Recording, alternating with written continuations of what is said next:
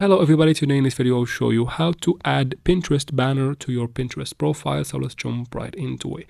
First, let's go ahead and open Pinterest. After that, tap on the profile picture on the bottom right of the screen right here. From here, you might notice my profile is a little bit different. That's because I switched to the business profile, and that's important to add the banner. After you switch, tap here and then tap on Edit Cover Image. After that, choose the picture that you want to add as a banner and then tap on Done on the top right corner. After that, tap on Update. Once you tap on that, wait a little bit.